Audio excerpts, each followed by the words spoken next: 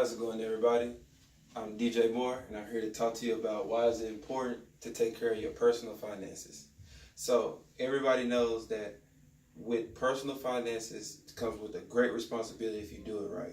And with me being a personal investor in my own home, having multiple auto loans, doing multiple researches, and having invested in many things, think I have a little say so on how you can go about things. Now, the topics that's going to help me,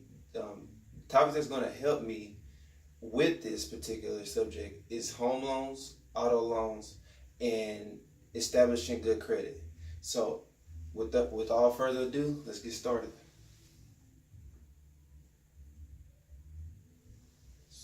So with home loans, you want to basically know first what type of home loan you're going to establish.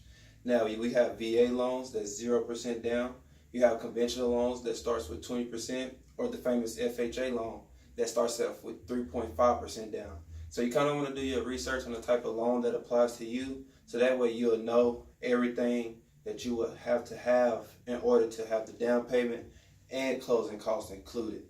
So that's what doesn't get mentioned all the time is closing costs, but you can also negotiate that within the contract as well.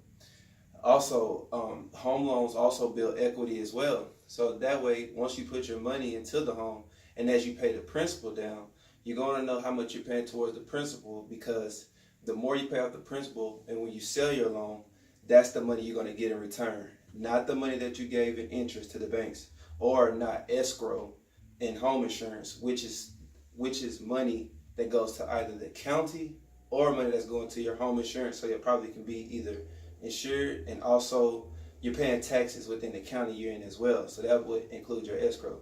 So it's a bit of different things you can shop around for in order to establish a good home loan, but make sure you also have good credit and shop around for good interest rates as well. Next is auto loans. Now with auto loans, a lot of people are not careful with this, but if you do it right, you can be able to pay off more with your car not depreciating as fast in value as well as the time you have your car. So most people think that once they get into a car and they have 0% down, that they got a good deal because the dealership just let them do anything. But one rule you want to keep in place is having 20% down for your car, only getting a 4-year loan, and that the monthly payments doesn't take more than 15% of your monthly income. So if none of that applies to you, then you may want to look at your car loan, look at what you're doing wrong, and know what to do right next time. So remember, 20% down, 4-year loan, and no more than 15% of your loan. And also with auto loans, you also want to shop around for good interest rates as well, because a lot of individuals don't know is that if your interest is high, a lot of that could also go to the bank and not towards the principal of your car.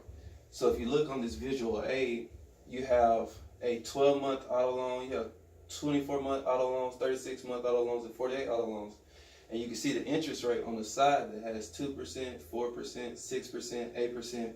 And it just shows you that you'll be paying $1,263.58 if you had a 12-month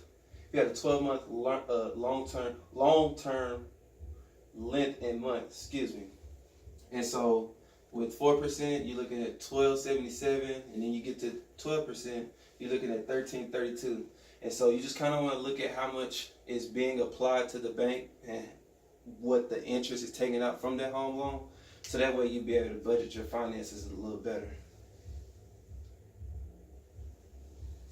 Now, the race for good credit. I like this picture because this is what makes everything happen. This is what makes magic happen in order to get a good home loan, in order to get a good car with low interest rates. So that way you're not paying the bank back as much, because with bad credit, your interest rate gets higher, and with higher interest rate, that means you're a liability to the bank if they was to give you a loan.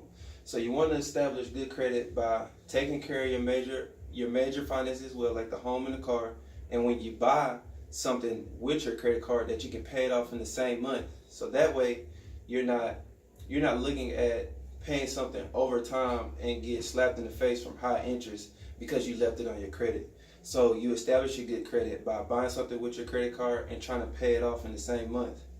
Also, you want to look into cash back credit cards. So a lot of credit cards now, or credit card companies, are giving cash back for purchases that you use. And they also have promotions as well. So if you go and choose to shop at a particular grocery store or get a card during this particular time because the bank is offering a promotion or the credit card company is offering a promotion, you're able to get some of that cash back as well. So that's important too, because I'm pretty sure everybody would like to earn cash back from the money that they're spending as well. So those are just some important things to look at when you're looking at personal finances and taking care of your personal finances. So now that we talked about home loans, auto loans, and establishing good credit, I hope you understand why it's important to get these basic principles down in your everyday life. So that way you'll be able to budget better, you'll be able to invest in things that actually accrue dividends or become higher in value over time. So thank you for watching this presentation, and I look forward to reading your comments.